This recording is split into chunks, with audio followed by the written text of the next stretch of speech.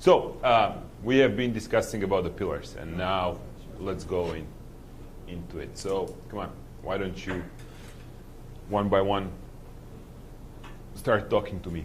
What did you come up with, and why did you find those pillars were significant? Yeah. I used one of the slides just because I found them pertaining to the U.S. pretty well. It says bureaucracy, I just wanted to go toward the judicial system. Just sort of, to me, everything is most important. Everything is based around our courts and equal rights. So the freedom of individuals kind of runs around the court system. So if you're on your side, the government has no chance of enforcing laws and stuff like that. Yeah, maybe it was, but I know it's different like civil rights law and sometimes everything. So I use the court system as a law for certain constitutionality law and the Constitution itself, which is what everything based everything around. So that's the case is the court system on your side, the government's had a hard time enforcing everything, and people are arrested, they lose what become not guilty. And the second one I used, I wanted to put capitalism, but institution I had to go to the business, capitalism is an institution itself. Maybe because this whole country is founded on capitalism here, free market economy, private ownership.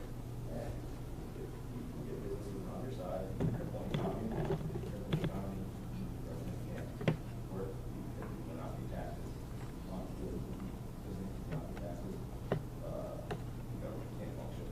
And then I went with the police and military again for security issues and enforcement laws, which we talked about, which are tested. Make friends with the police and the military. They don't get them on your side, they can't enforce laws, they can't go on arrest, they do treat you well. And more so we respect the uniform, it seems like. We move to education because people in this country and we all feel we have a right to education, right to learn. And through education, you can educate against the government, put on your side, and you teaching that the government might not want you to do. You take it that way, folks like we talked about, the other country talked about yesterday that they did that, they would take out the divorce on the Africans, Kenya. Then I moved, instead of media, I went to social media, which is like a growing phenomenon now. And that's because with people these days, they can put a spin on anything they want, or however we like to see it. So, and they protest and everything the government does, they can turn it against the government itself. And maybe positive actions look negative, and negative look positive.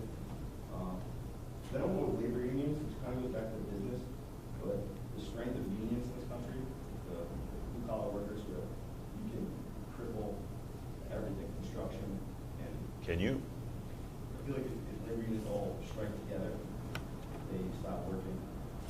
I'm glad if it is like that, but my feeling was that labor unions were kind of, on the way to lose its own strength throughout the last decades.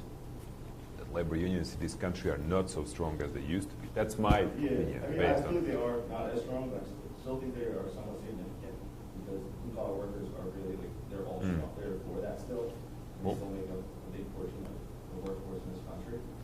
And then I ended with the transportation system as a whole because we can cripple the entire country if policies decide not to fly. Trains decide not to go on. The example you used yesterday of driving at 5 miles per hour in a city, and you can't arrest anybody, you can't know who started it. You can just stop an entire city from working. And you can do that for an entire country. Stop airplanes from flying. Okay, so the transportation system would be the pillar of support, but driving the 5 miles an hour would be the tactic. Yeah. Okay? I agree with everything, particularly business. Yeah. For a foreigner, for me, nobody gets elected without business in America.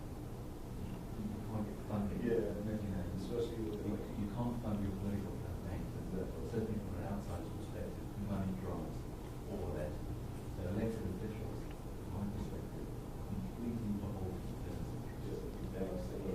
On a federal level. Now, who Who raised more money, Obama or Romney? Obama. This time Obama. Close. I don't think so. I don't know. In like the last phase. they Last were time? making a Yes. big This deal. time, Romney raised more money. All of the males, Like the last time around, I think. In the end, yes. So, I was But, so bitter about, just what you were just commenting on though, I agree that businesses and corporations are such a big part of pillar of our society. I was so bitter about it that I put it as my last pillar. Just because I was like, you know what, it is, but no. And I put them as like the least most important, which is actually. so now, who was fundraising for Romney this time? You know, who were the people? What was Who the team? wasn't fundraising for Romney this time? Well, Everyone the Romney's was. contributors. The Koch brothers. Yeah. Who was actually organizing the fundraising for him? The Mormon Church. Super PACs. And from the financial world, Goldman's. Yeah.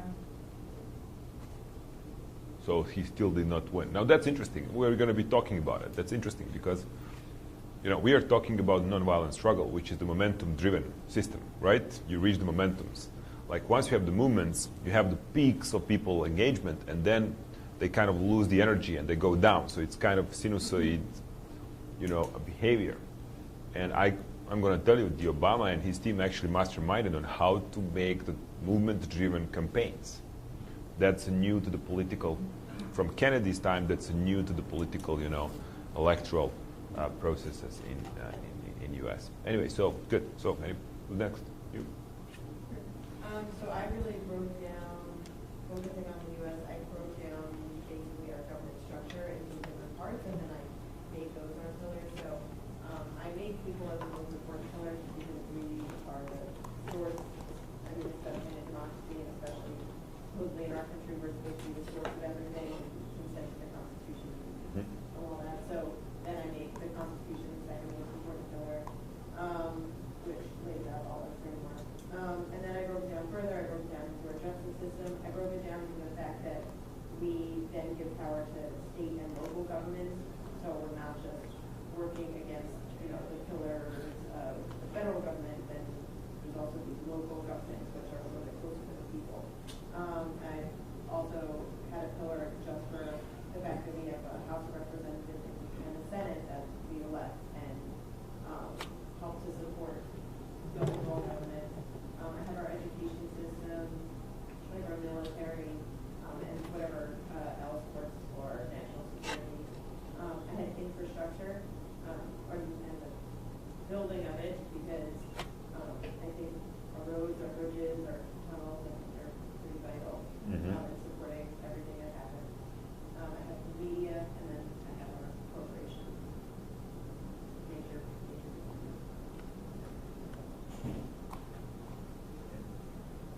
South Africa again. Primarily. Zuma. Yeah, well, I'm looking historically. The South African Police Service, the Bureau of State Security, and the South African Defence Force, what the appointed government primarily relied upon to maintain its rule. Setting the departments, the bureaucracy, the Department of what they call Bantu Administration and Development. It's quite interesting. You see how they changed the name, moving towards 1994. They then called it, it's a strange name, Department of Rural Relations and Development. And then they called it the Department of Cooperation and Development. So from a very colonialistic name, they tried to sort of change the name, hoping that no one, everyone would soften their stance towards it.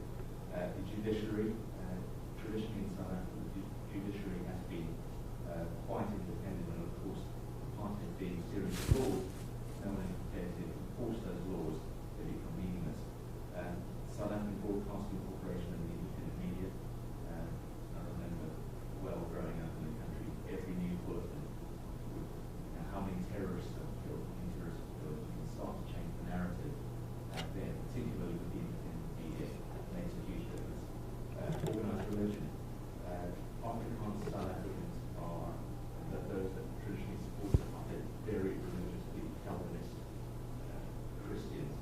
And they all belong to one church called the NKF. Wow. And traditional sources. That's in Boer language, huh? Yeah,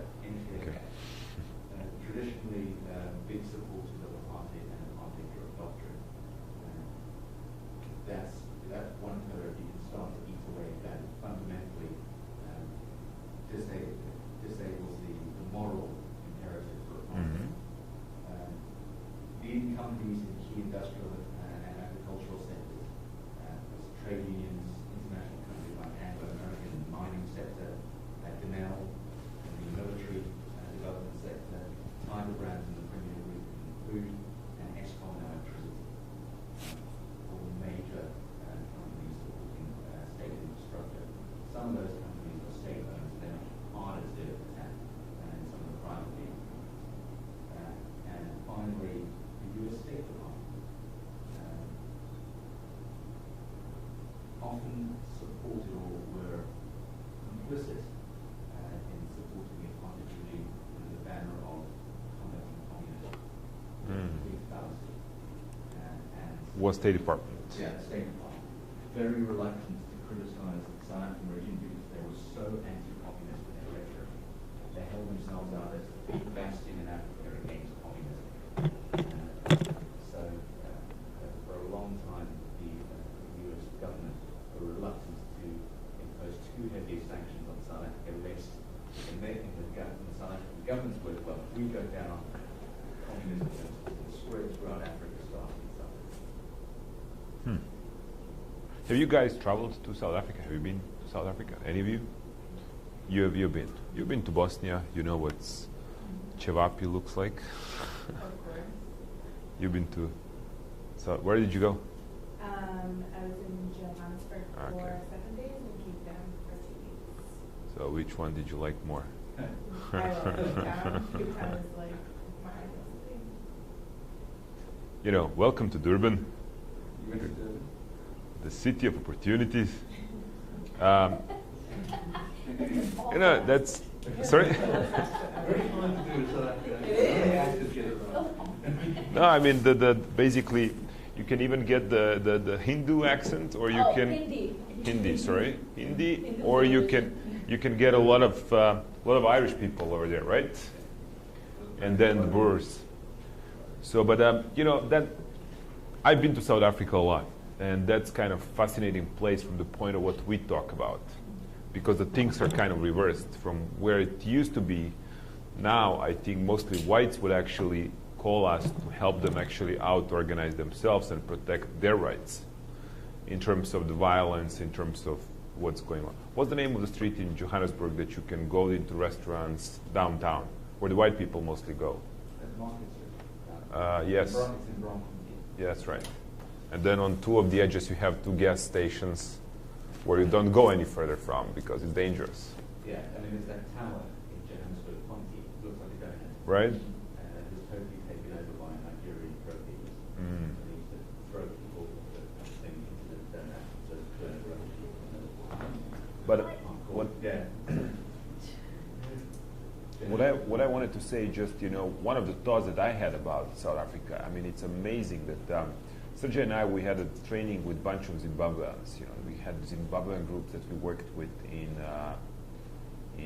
Pretoria, and they put us in some sort of lodge, and the lodge was fenced by about 4 meters tall walls with the barbed wire on the top, plus electrified.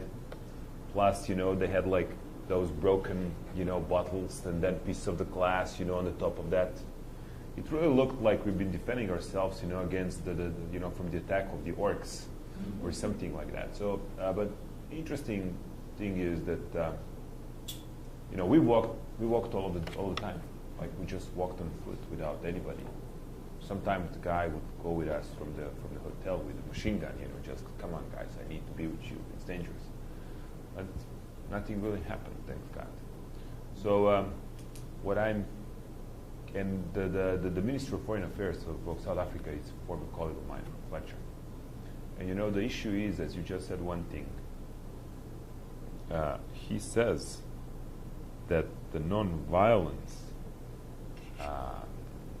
in Zulu language actually does not have the proper translation. That you cannot translate it, that there is no kind of meaning for it. Sorry? Very interesting. Yeah. That there is no proper translation, like they don't understand how that actually works, because in their nature, basically it's all about war and being warrior and so on, and therefore, nothing else exists. But South Africa is in a situation now where we were talking about habits. Right. Of being inside a habit and a psychological the ANC is arguable now that the African National Congress has not delivered on the promise to the vast majority of South Africans that it had made over the last 3-4 elections. But I think that South Africans have such a strong psychological tie to the ANC as a resistance movement rather than a government that it's going to be very, very hard to break that for any other political party to really get a foothold, whether they're whatever their political stance. It will be quite interesting to make the paragraph analysis of South Africa. So we'll be talking about that. Might be okay. I analyzed the pre-secession government in Khartoum, Sudan. And the first pillar I identified was the military, specifically the Janjaweed militia on the ground, partnered with government aerial bombings. The second strongest is natural resources and wealth. From the natural resources, before independence, the north and south of Sudan were governed separately, even though they were held by the same ruling power because the wealth is so different. Okay. And then after independence was the first time the country was together as one. So since then, there's been a large struggle over the wealth, specifically oil in the south and pasture land in Darfur. The third I identified as Chinese support. Chinese support. That's a big lately, right?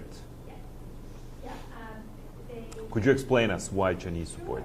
I mean, for the rest of the class. Sure. The Chinese blocked numerous Security Council referrals of the Darfur situation, and with that, because Sudan is not a member of the International Criminal Court, the only way for the United Nations to take action is through a Security Council referral, and China kept vetoing this.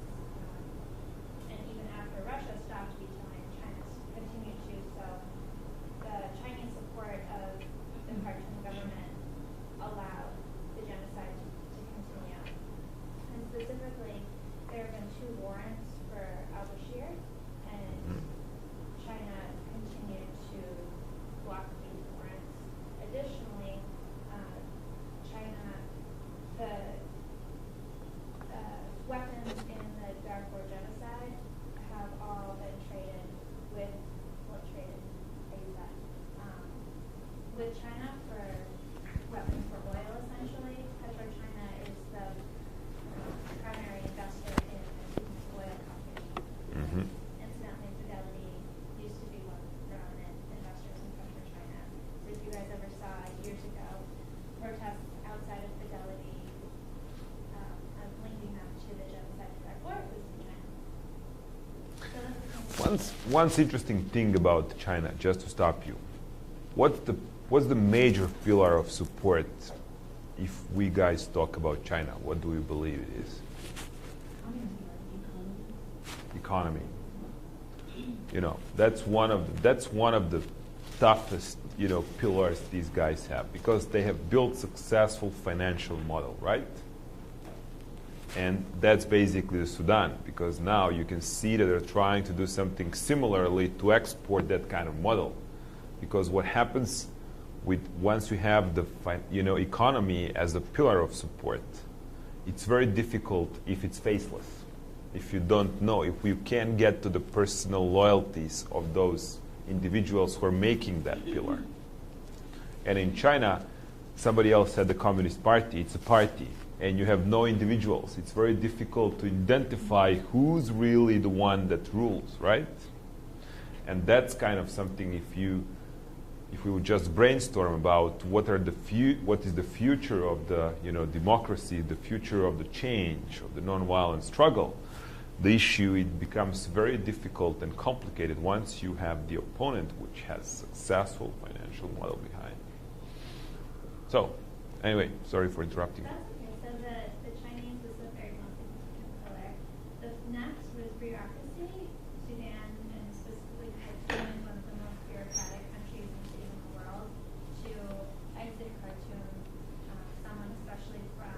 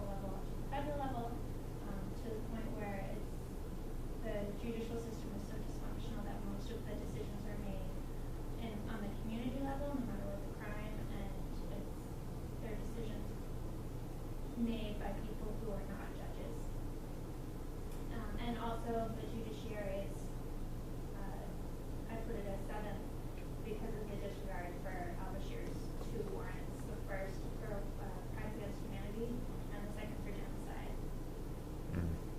And next is the business community. It's the second to last because there's so much corruption and lack of opportunity that it really limits the role of the business community in Sudan in general and in Khartoum.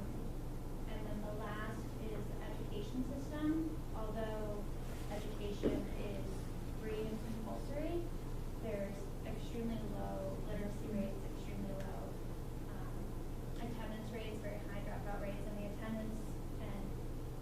attendance is decreasing each generation. And in some community, overall, I think it's 46% primary school attendance, but in some areas it's less than 10 to 20%. And illiteracy is increasing with each generation. So education is a pillar, but we can potentially reach a small amount of students, but it's extremely weak. So I did Macedonia. So number 1 is bureaucracy, including the constitutional court.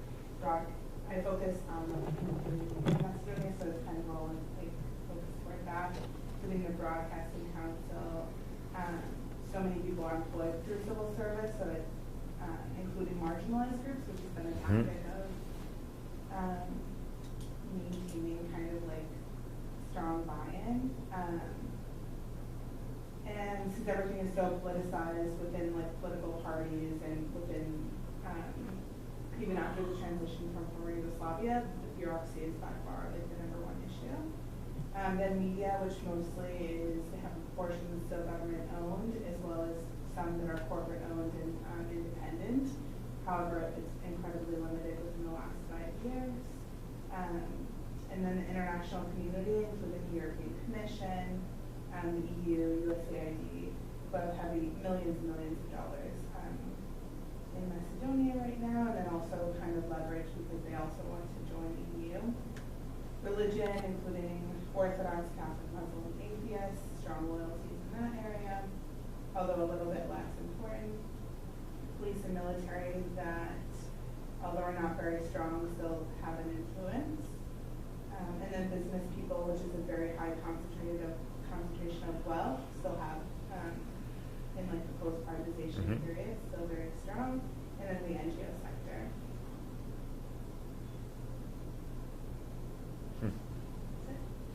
You spent some time in Macedonia? Yeah. How much? How long have you been there? So I work still in Macedonia. Oh, now you're with OSI in Macedonia. Yeah, that's where like my concentration of my portfolio is. Skopje. All over. All over the place. Okay. I did on China, and the most powerful pillar is economy, and because of this, they get a lot of like good relationship with other countries, and also because the labor, a lot of the Chinese people are poor. They move from village to city to get a job, and I think it's important to focus on the labor party also. And the second, the Chinese Communist government, which controls the media and judicial system to some extent, and also religious organization, even though they say like it's free, like there are a lot of freedom in it, but then when you look at their past activities and stuff, I think it's very much controlled by the Chinese government, and also, and I think the third is I think it's elderly people. There's so many elderly people, and especially the political leaders, they influence a lot to the political system now in China. And even though there are so many young, like new thinkings, but because there are the majorities are elders in the party, so it's very difficult to influence the elders' way of thinking. So and also government controls the military and police. So, Okay. Good. So, Fox. India. I did India. The first thing I put is bureaucracy because of the corruption. India is extremely, extremely corrupt. The second thing I listed was organized religion. It's overwhelmingly Hindu country, and the poorer the country, the more religious it is. I mean, you can't see like any space in India if there's like even a little land left that no one's using. They like erect a statue of Ganesha. You know, there'll be 50 people around it praying. It's very religious. The third thing I put is the economy and international, multinationals, just because it's doing so well economically. That matters. The fourth thing I put is domestic help. There are tens of millions of people, housemaids, people who clean the toilets, street sweepers, who are not, I suppose, registered or don't have papers, but they are a huge, huge percentage of the population. And I want to say the economy, I mean, the country would come to a standstill for the rich people who do run the country if your maid didn't come for a day, if your cook didn't come, if the driver didn't show up. So I think domestic help is huge. Okay. And then I put the regular stuff, police, military, strong military, but not very scary. The police officers there, I want to say, are those like 12-year-old girls.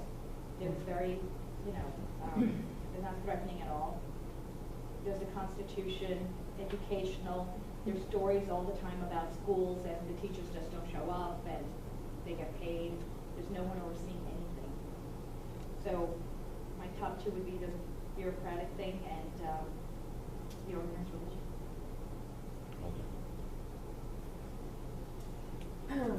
So for my country, I chose Turkmenistan. For the first pillar, it's education. Primary, secondary, or university. Primary, I guess kindergarten, it's when you promote your ideology, your cult as in leaders. And then secondary education, limited curriculum. University education is that you can't travel abroad if you study at a state university, or the foreign diplomas are not accepted.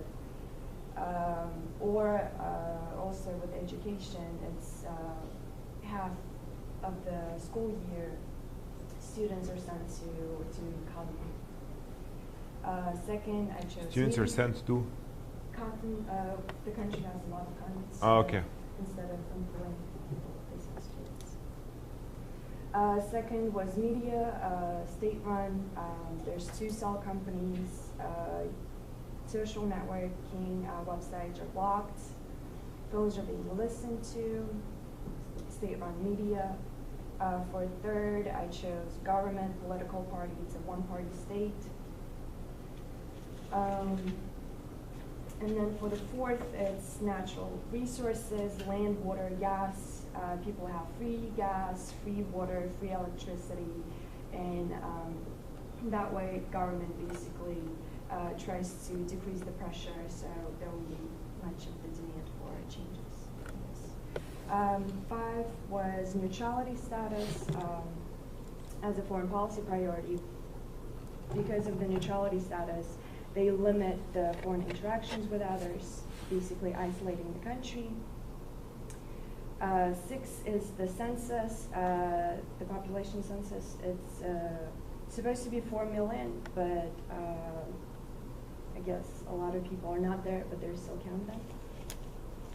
7 is the health system, assuming how when you buy the education, the doctors aren't as good. And then HIV denial. If they deny an HIV, then there's no HIV in the country. Drug addicts, and well, there's no more smoking, and no smoking allowed in public places, and no cigarettes are sold. And then with drug addicts, they do help them, send them to certain places to help them out. Bureaucracy was the 8th, corruption. 9 was business institutions. There's economic growth, they sell oil, but there's no development, it's just one sector. And then holidays was the 10. There's a lot of holidays in the country, so you always have to have the masses, so you get the state employees, students, to kind of be like the mass. How many people live in Turkmenistan? I mean, sorry for not knowing. It should be 4 million. Well, I guess with the citizens 4 million, but I'm assuming if half of the population is young, they're all out of the country, so.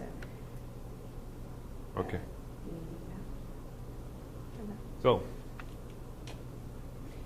So I did Venezuela, and I started with economics and natural resources, obviously, because they're so reliant on oil exports. And then also manufacturing is big. And then military and police, because he was saying earlier, ideologies are really important, and more intangible things. And then technical expertise, because they are, majority of their energy comes from hydropower.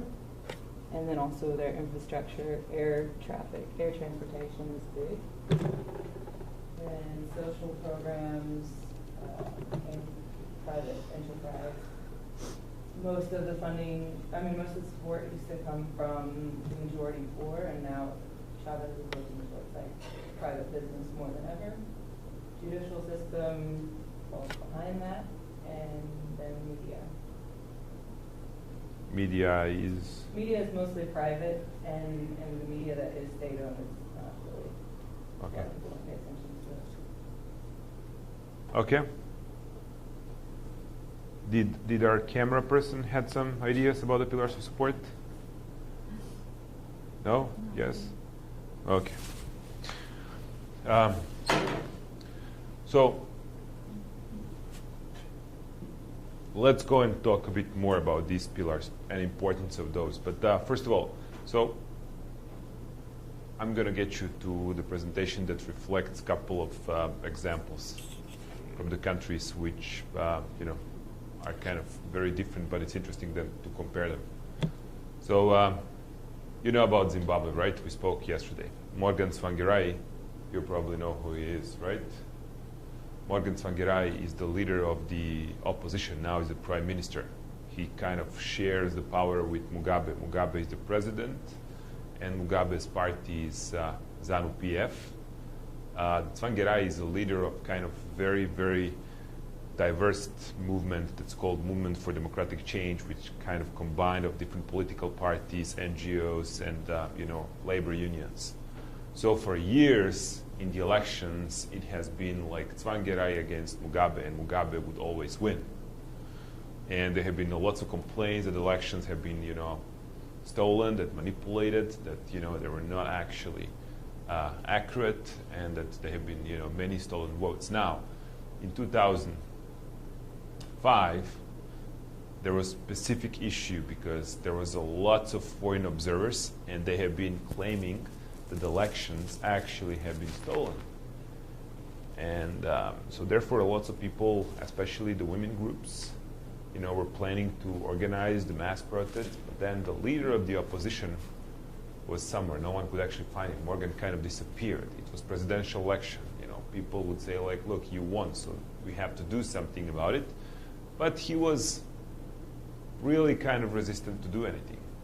And then once he was making the statements afterwards, he said that, despite all the requests, he never actually invited people to the streets, because he said that that kind of activity could be very dangerous and that many of his supporters would be injured, killed, or arrested, and therefore he did not want to put them into danger. Now, the nonviolent struggle is as well the issue as we spoke. It's a kind of the warfare.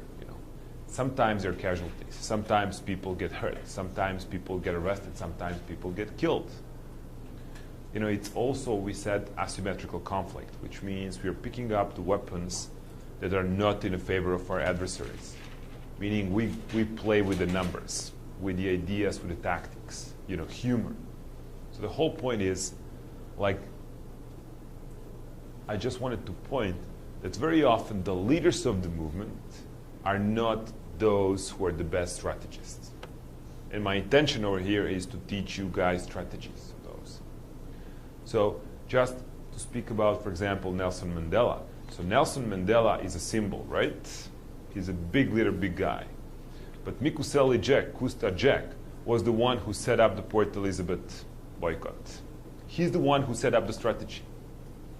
So the guy who's, not as a great international symbol of the change is basically someone who really found a way, to pick up the tactics which put a pressure on Bottas' government to start negotiating. Now, let me ask you another issue, like civil rights movement. Martin Luther King, right? We all know. I just watched a couple of movies on History Channel on Monday about him. But you guys, you heard about Reverend Lawson, right? Did you? Who do you think actually organized the blacks to go and sit in restaurants, to occupy the places? Nashville bus boycott. We'll be watching the movie. There is a guy who's still alive, he teaches at different universities. His name is Reverend Lawson. He's the one basically who studied Gandhi's tools. He spent a lot of time in India, and he came back and he basically started training young activists in his church. And he has been training them on what to do. How to deal if they get punched, if they get, hit by the police. He trained them on how to occupy physically different spaces, and he set up the tactics that have been actually used in Nashville in the South throughout the civil rights movement. Was he the guy who was really occupying, who went to the occupying site and they didn't let him speak? That's right. He is the guy. He is the guy. Yeah. They wouldn't let him speak. So the Reverend Lawson is the person who was the strategist in behind. And often every movement you'll find out that you have a great symbol, great leader, but then there is somebody else who's really strategic mind in behind. And I have to tell you, here we are just having an issue of, this guy really said, like, I'm not going to be defending what was obvious by all who actually supervised elections, his victory. So he decided not to. You agree with that or you disagree? Well, I'll leave it to you. I'm going to show you my point throughout the No, I mean, I just said, like, it's very, very, that was very, very traumatic moment. I know because I have been nearby, not in Zimbabwe, but around, actually. I know that everybody were chasing him. Like, Morgan needs to show up. He needs to lead the people. He needs to say something. We just go that way or we don't go that way. I believe that the worst thing that he has done was actually to disappear. Either way would be better. Because this statement came like a couple of months after the elections when everything has been settled, where Mugabe reclaimed his position and so on and so on. So basically, it was the waste for the next 4 years. I don't know if later on, basically, what happened, Morgan Tsvangirai's wife got killed. That has been the issue that bothered, many people, and many of the press spoke about it. His wife has been killed in car accident, and there have been speculations, never proven, that has been actually engineered by the government in some sort of form to keep him as well under the control. Now, some of the people were actually saying that Mugabe had lots of some sort of compromising video footage on Morgan Tsvangirai, and that he has been using those to put a pressure on him. Now, those are different speculations, but I want to focus on how did he make his decision? What was the judgment criteria that he basically had in mind was deciding not to go in the street? That's what I think is important, and that's what we want to actually speak about. Now, in order to answer that question, let me go back to the pillars. So remember, Srdja gets you throughout the loyalty, right? He showed you the loyalty pie that represents the person and the different loyalties. And I talked to you yesterday and I said, like, the issue is really how do we raise enthusiasm? By raising enthusiasm, we decrease the fear. But to raise the enthusiasm, we need to win over the loyalties of the supporters of ours, as well as of those that we are targeting. So if you focus on the pillar, remember we spoke about the push versus pull effect, which means the push versus pull was actually issue of the loyalties. If you are looking to these outer circles of the pillar of the police, you're going to see these street officers that kind of, can have loyalty towards the inner circles or to us. And that's it. The issue is, can we win their loyalty in some way or not? And then what kind of tactics, what kind of strategies we impose to try to win over some of their loyalties, to get them and win them on our side. That relates a lot to probably what Morgan had in mind was deciding not to go to the streets, right?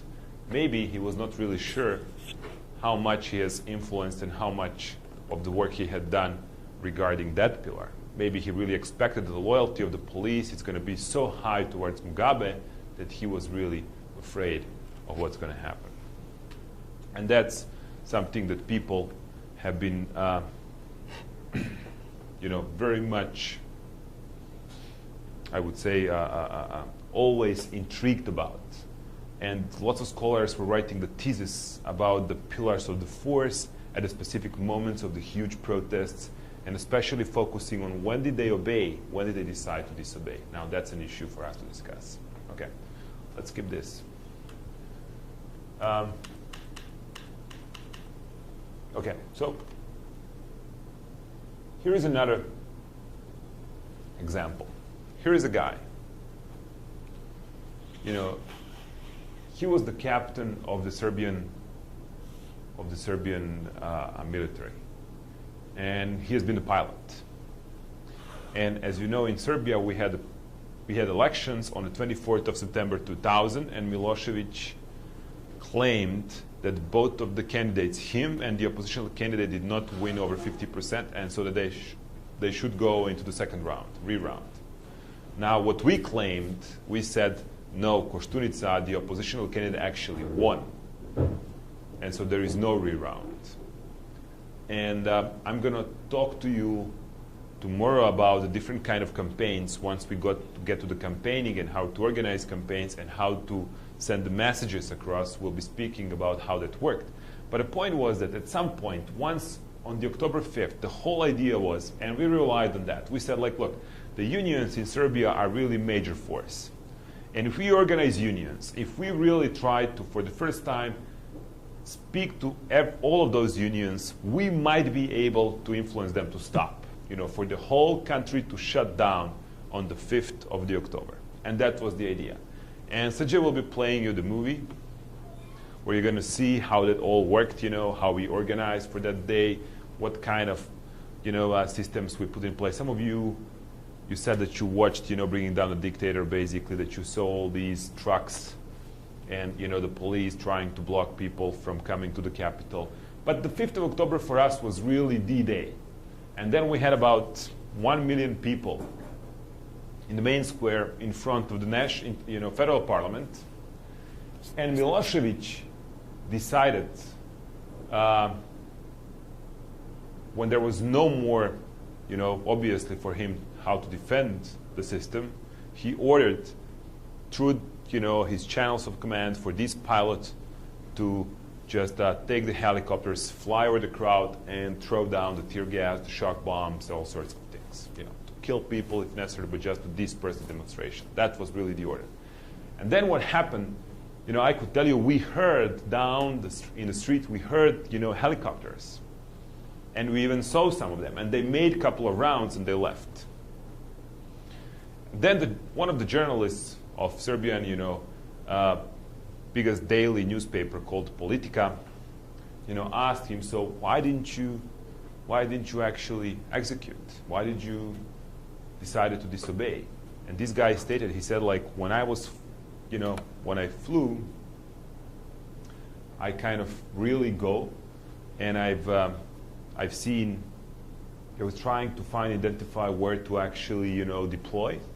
And the clouds and the visibility were so low that I actually couldn't, decide, where to do it. And I couldn't see. The visibility was really poor. Now, if you guys if you really just look at and try to Google, on different kind of weather forecasts, websites, the Belgrade on that day, you could see that it was perfectly sunny. There was no single cloud in the sky. But this guy decided not to do it. Now the question is, why really? And he later on explained, if you read, that actually what happened was that he saw so many people beneath. He saw such a big crowd that he had never seen at one place in Serbia. And then what happens? Once you see so many people, there are potentially some of his friends down there, right? Potentially some of the family members. And potentially he could have killed some of the people that he knew. And that pretty much, forced him to disobey. So what are we talking about? We're talking about loyalties, right? There are some certain loyalties that are much more, important than the others. So the loyalty to the family, to the friends that he was worried about actually harming were more important to him than the loyalty to his superiors, to the generals. And that's interesting. This guy wrote the book about the Serbian Revolution, the Tim Marshall. And what he basically spoke about, he spoke about the late, Prime Minister of Serbia. The Prime Minister of Serbia, Zoran Đinđić, who has actually led the Serbian opposition in 2000 and became the Prime Minister after the change, he has been killed, assassinated in 2003. And he has been assassinated by this guy, by actually, Milorad Ulemek, who has met him on the eve, on the 4th of October. And this guy was the commander of the Praetorians, the commander of that, we call them the guys from Brazil.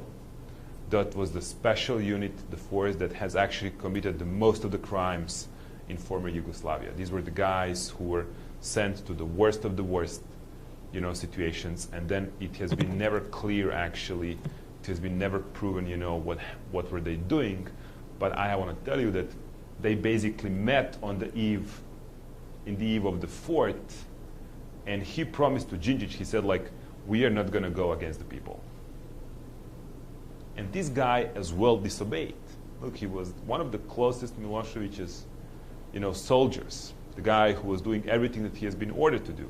Later on proved that they have committed, lots of assassination in the name of the regime. Now he's in the prison serving his lifetime sentence, as well as for the assassination of the prime minister. And he actually killed him 3 years afterwards. When? When the government passed on the new resolution that they are going to send all of those accused of war crimes to the Hague Tribunal for the trial. So the day they were supposed to arrest them, they actually killed them. So he organized the assassination the day before they were supposed to be all arrested. So that means that they had all different contacts with the government, secret services left and alive, so they could actually know what's going on. Now my point is that once dealing with these pillars of the force, right, you're trying to co-opt them, you're trying to win over their loyalties, that every strategist should be actually very, very careful. Because the loyalties are very tricky issues. You never know, how people behave if you actually don't have the clear picture of the loyalties they actually have. So that has to be studied extremely, extremely carefully. So now, just in order to see how that works down the road, is what do you leave for the people really to have, people who are within those pillars? Do we leave them the hope that we are just consider them as a friends at some point, that we are just going to rehabilitate them, or we are not? Those are different kind of tactics. And that's something to be, to have in mind when setting up the strategies. That's pretty much it. Let's see what's really important. Let's try to identify what works more, what's more important. The power has been exercised. And we tried really to develop something to see how can we study those pillars. And by studying them, we are trying to see what influences them. For example, why did this guy, Ulemek Legia, changed his side, picked up actually to go to the side of the opposition, and then later on really decided to go again against it. And by just studying the pillars that you identified, the idea is really to put them on the simple graph, x, y, two-dimensional, system, and then just to see which side they go to. Pro-government, anti-government, pro one side or to the other side. And let's just identify the period of the time. Let's say 10 years of the history, or 12, 30. Let's just set up some time frame and see how did each of those pillars behave throughout that time. And how do you grade them? Well, you grade them by number one, if the pillar is pro-government and willing to do everything in order to support the government. What would that mean? For example, that would be the police.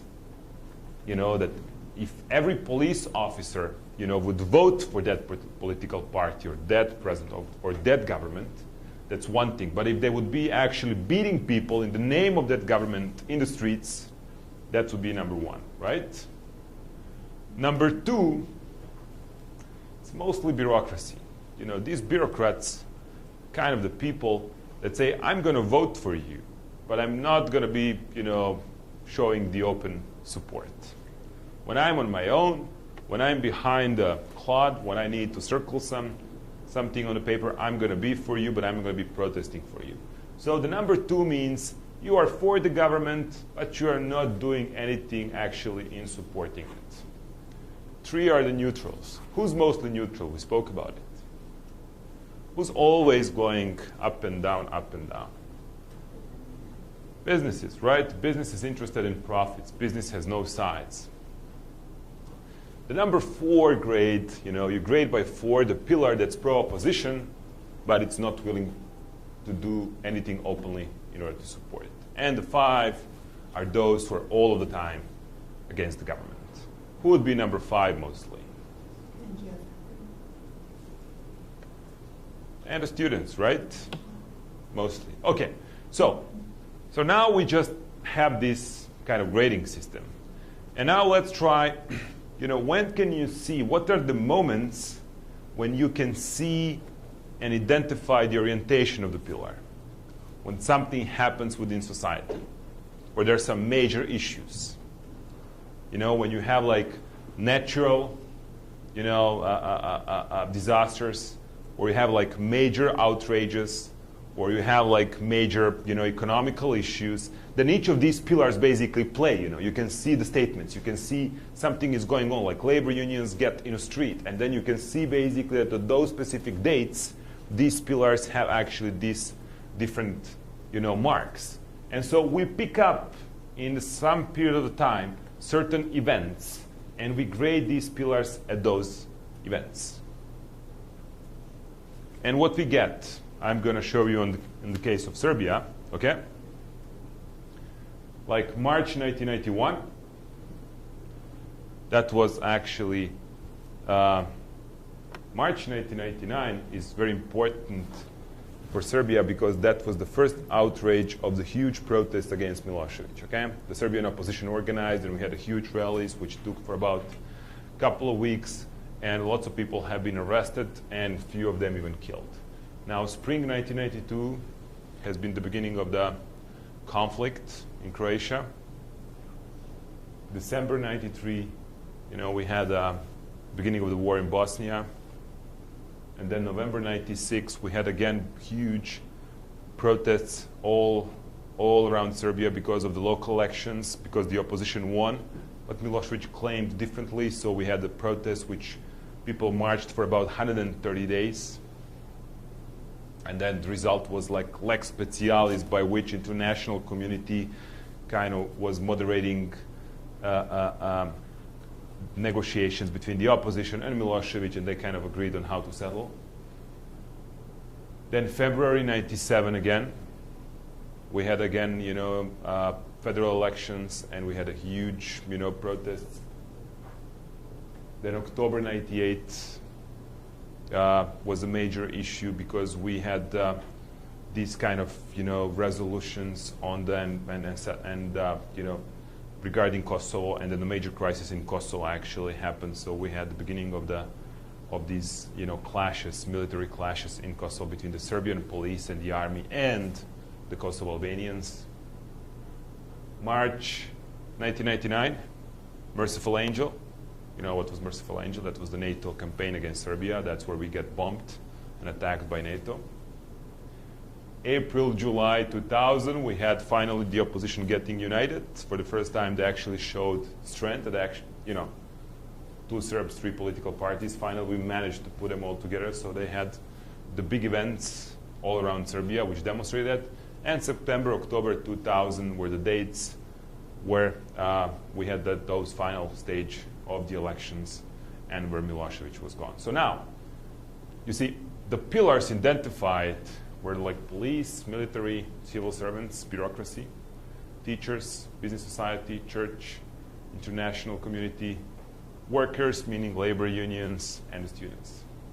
And this is how our students, like a couple of years ago, just graded those pillars. Now, once you put them in the X, Y, O's, so in a way that over here, we have the scale, the gradation, right? From 1 to 5. So every pillar over here would be pro-government. Let's get more into the human nature. So I am a tough. And you are claiming that you are tough as well. And you know what? In none of the tribal communities, in none of the, human, tribal organization before, or even animals, if you look at it, there are no two equally tough individuals, right? We have to know who's the alpha. And that's basically the rule for the pillars of the force.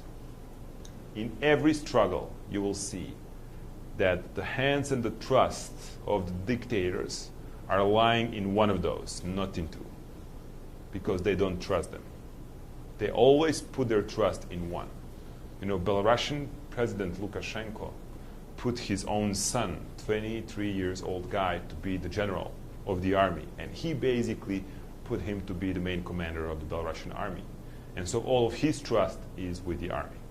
Over here, Milosevic was basically putting everything he had into the hands of the police.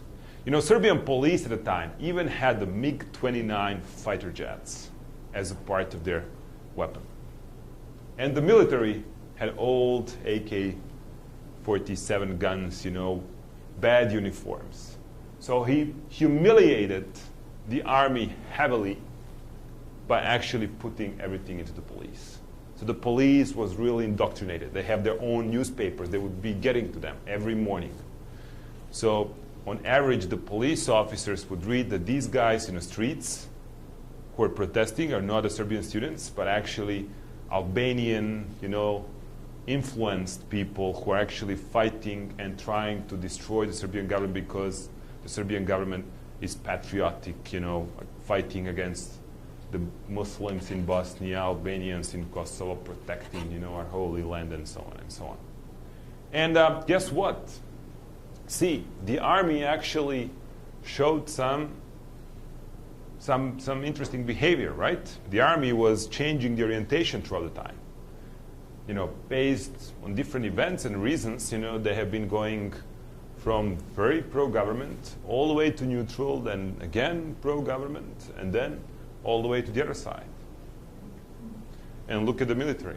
Look at the police. Solid, almost up until the end.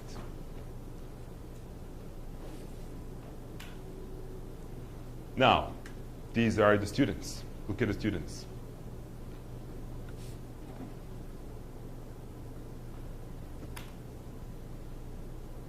And this is the media. Now, the media here is generalized, right? It's like what you basically do. You take the state-controlled media and then you take like actually the private media, and then you just put on average all the grades that you have for them. And this is what we have.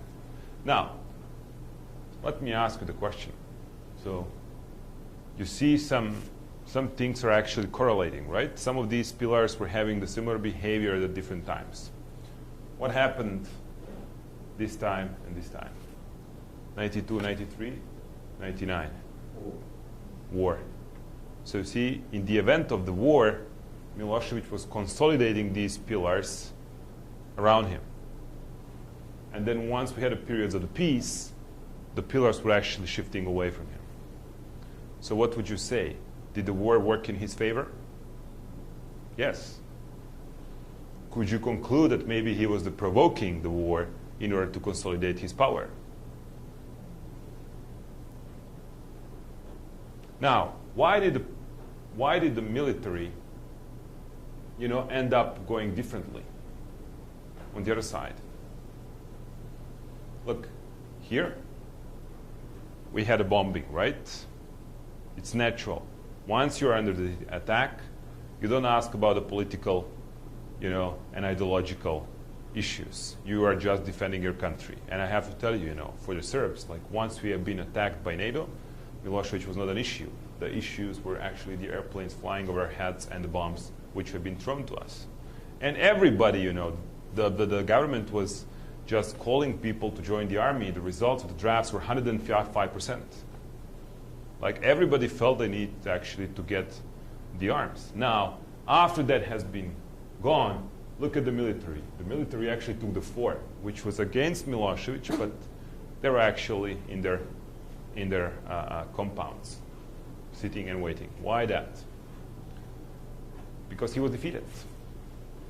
Because these guys went through war, they have been defeated, and he basically just signed a peace treaty which was going in the favor of the NATO, right? The NATO came into Kosovo, our army withdrew, and you can see that in that sense the army had very strong attitudes, against him. Now, speaking of the army, where do you want to have them ideally? Which grade you want to have them ideally? Where would you like to have it? If you are, for example, in some sort of struggle. Neutral. Neutral, right. Because if you win them over, on the 5, what that means, that's a coup d'etat, right? If the army goes on that side, that means the army is just going to use everything they have to install you, which is not good neither. Or the civil war. Why did the police play like this? Why do you think? Why were they solid so much?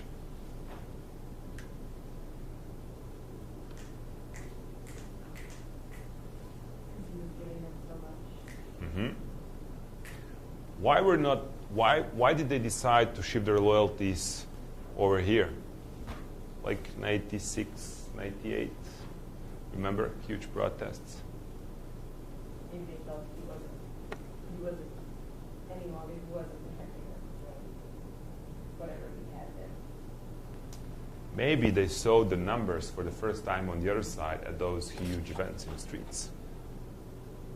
Okay, so look at the media. Media was going this way, and then at the moments of the war, there have been, once you proclaim the state of war, there is no free media. There is a censorship in place, right? You get immediately the military censors who actually go in every editorial office, in every media, and they set up the censorship, and basically the media are allowed to publish only what government allows. And all the media, all the statements, all the press conferences are actually run by the military. That's what happens in the state of the war. That's by the law.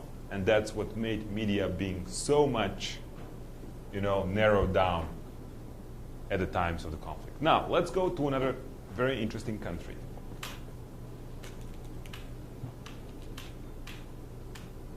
Iran. What do you know about Iran? When I usually talk to my Colorado College students, it's like there is huge negative perception about Iran. Why is it so? Why? What's the issue with Iran, guys? Come on, tell me. Why is that an issue? Now, I'm a young Iranian, okay? Do you have any idea what my problems are? Can you imagine? Just make a guess. As a young Iranian, I'm like 20-some years old Iranian, what my issues might be. Yeah, more or less. Food availability because of sanctions. Lately, yes. Freedom. Freedom. Freedom to be a kid. Date. Can I date in Iran? No. You know how young people date in Iran?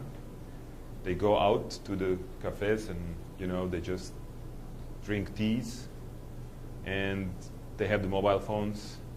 So basically, they either hook up by Bluetooth, they communicate through Bluetooth, or you would just, you know, write your email and just, you know, show it to someone you like. It's unbelievable.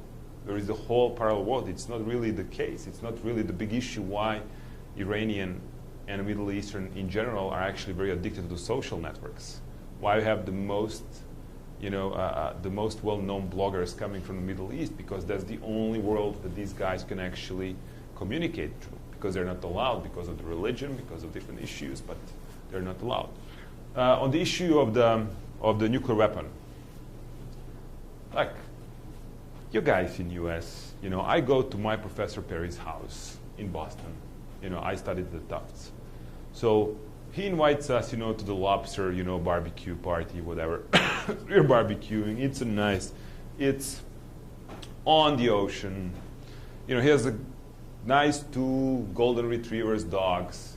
And these dogs run to a certain point and they stop. And I'm like, what makes them not running further? And they said, like, barbecue, you know, wire that's going under the grass, and then they have like something around their necks. If they cross the point, you know, they have electrified and shocked, so they just don't. So it's unbelievable, like fairy tale. Like green grass, ocean, dogs going just that area. And then I look at the horizon and I see a huge ball. I'm like, what's that? Oh, that's our nuclear power plant. I'm like, so what does that do? It produces the electricity.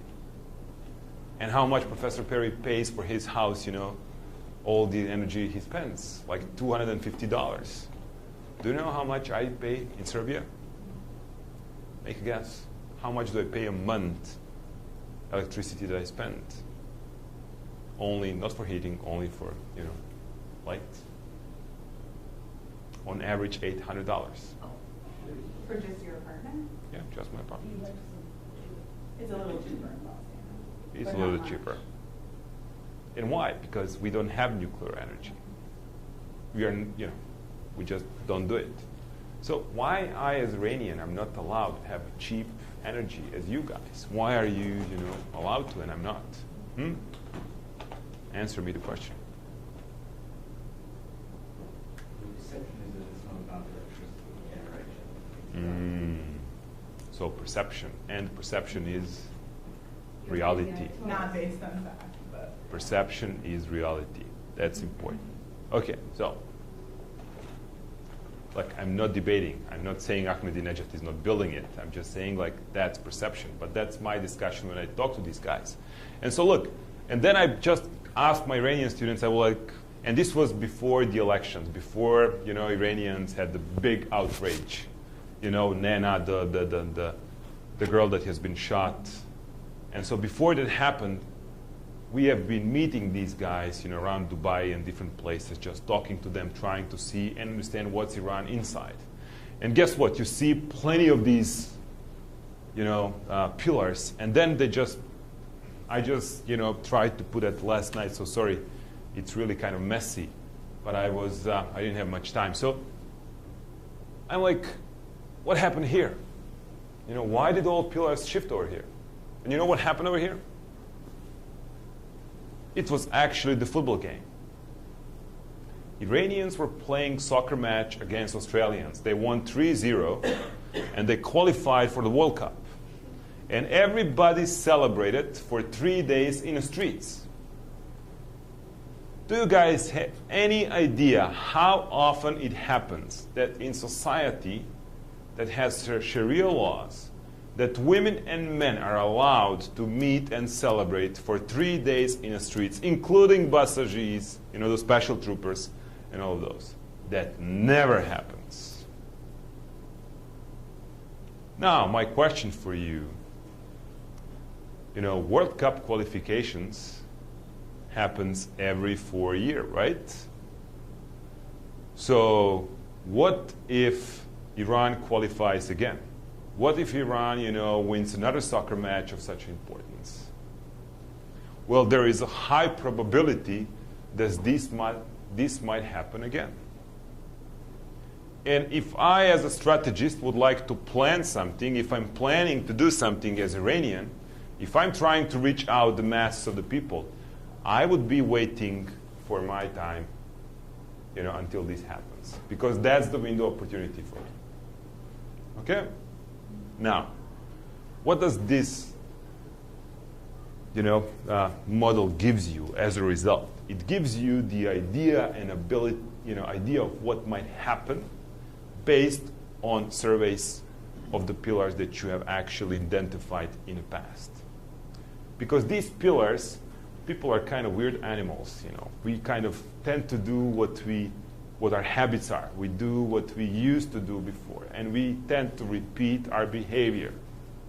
You know that saying, I guess in many countries, they say like, people never change, right? Like, be careful of the wolf bringing you the gifts, or these kind of things. That's what we say in Serbian. Wolf changes the hair, but never actually its attitudes. So people do what they get used to do. And if you just study these pillars carefully, if you just try, to just see what was their behavior before, you might be able to forecast how are they going to behave in the future occasions of the similar events. Now, speaking of the similar events, if I see that at a different kind of, when we had the murder of intellectuals in Tehran, look what happened. And then you had like attempt of kill of Hajarian. This guy actually has been almost killed. And you see the pillars were actually shifting as well away from the government to the opposition. Why don't we just make some remembrance of that day? Why don't next year we organize, people to remember of what happened that day a year ago?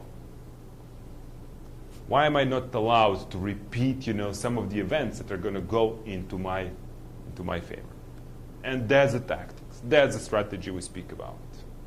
That's about the nonviolent struggle. Trying to identify the events that will cause pillars to go into our way, and trying to repeat those, and trying to identify those actions and activities which can actually get us to the similar situation. Now,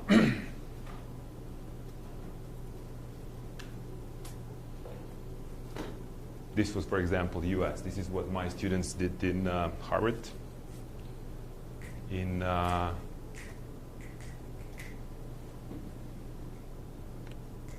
2006.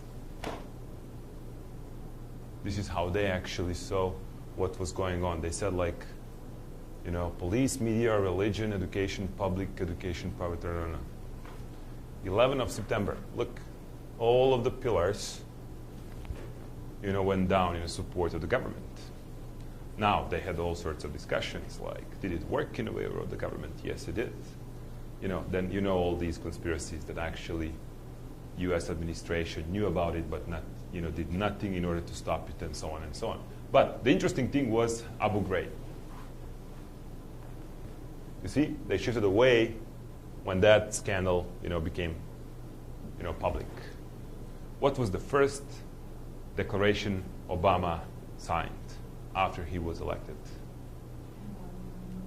Dismissal of Guantanamo, right? He never did it afterwards, but that was the first thing he ever actually signed. So what am I telling you? Look, there are some people, there are some campaign managers, there are some analysts which are basically studying these pillars as we are. And they're basically doing what's needed in order to win over the pillars for the side of those they work for.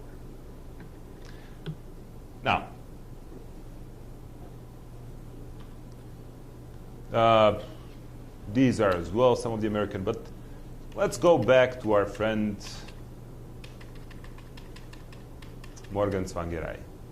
My question for you is, so what was the real question in the head of Morgan Tsvangirai? What was he not sure about when he made these statements?